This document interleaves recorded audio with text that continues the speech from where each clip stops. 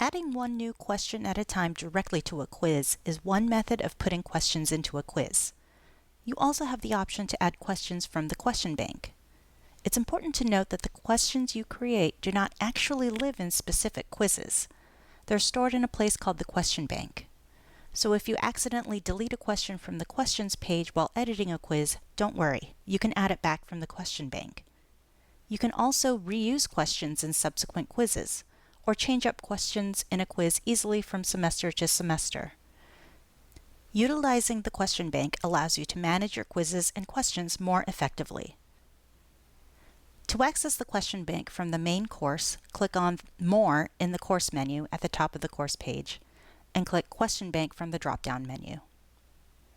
You can also access the question bank from within a quiz that you are editing by selecting Question Bank in the horizontal quiz menu. Now that we are inside the question bank, let's take a look at the categories page first. Adding categories will help to keep your question bank organized. You may want to create quiz categories based upon topics or modules. Creating categories will also enable some quizzing features such as the ability to add random questions from a category into a quiz.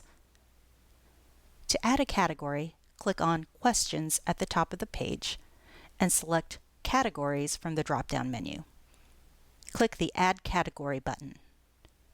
On the Add Category page, you will first choose the parent category you wish for this to live under. For example, I may just want this category to live under the top level of the course. Next, you will type the name of the category, and you can briefly describe the category if you want. Then click Add Category. Now you are ready to return to the Questions page to begin adding questions. Navigate back to the main question bank page by selecting Questions from the drop-down menu on top. Once you are on the question bank page, you will choose the category you just created from the drop-down menu next to Select a Category. If you don't want to put the question in a category at this time, you can just keep the drop-down menu set to default. Then you can click Create a New Question. From here, you will add questions just as we did previously in the quiz. When inside the question bank, you can perform different actions by clicking on the Edit link in the Actions column. If you want to create a variation of a question by changing it slightly, you can use the Duplicate action to first make a copy of the question. This creates a copy and takes you to the editing options of the copy. You'll see the word Copy in parentheses next to the question name, but you can change this. To indicate that this is a variation of a question, you can change this to something like Variation 2 or some other code for you to identify it. Remember, students will not see the question name, only instructors. When you're done editing the question, click Save Changes. Under the Status column, the word Ready means that a question is available to be added to a quiz. If you have not finalized the question yet, you can change the status to Draft so that it's unavailable to be added to a quiz. When an existing question is edited and saved, it is saved as another version as indicated in the Version column. You can see all versions of a question by selecting History in the Actions dropdown.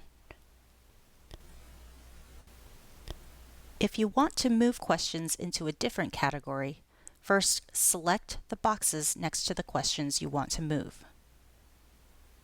Scroll down to the bottom of the page, click on With Selected, then select Move To. Then select the desired category from the drop-down menu and click the Move To button. Once you've added all your questions to your question bank categories, you can navigate to the quiz to which you want to add questions. Select Questions in the quiz menu to start adding questions to the quiz. Click on Add on the right side underneath the word Shuffle, then click on From Question Bank. Next to Select a Category, use the drop-down menu to choose the category you previously created. If you didn't put questions into a category, choose Default. You can also filter questions by searching for tags if you've added them. You can check both boxes under Search Options to make sure that you see all the questions in the category. You can select all the questions by checking the box at the top of the list, or you can go through your list and add a question individually by checking the box beside the question. You can preview a question from the question bank by clicking on the magnifying glass icon on the right side of the question. Once you have chosen your questions from the question bank, you can click Add Questions to the Quiz. Now you'll see that these questions have been added to your quiz. One advantage to creating categories in the question bank is the ability to add questions to a quiz randomly. Using the random option ensures that each quiz attempt is different. For example, this category has 20 questions about polynomial equations. Let's say I want to make sure every student answers 2 questions about quadratic equations, but I don't want them all to have the same exact questions.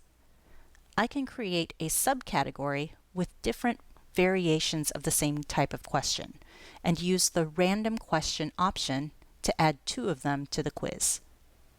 Each time the quiz is opened, Moodle will randomly insert 2 of the questions from the subcategory that I specified. To add a random question, go to the Questions screen. Click on Add and choose a random question. In this screen, you can choose the category from which you want to add random questions. You can also search by tags for groups of questions.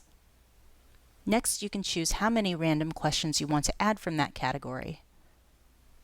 Then click Add Random Question.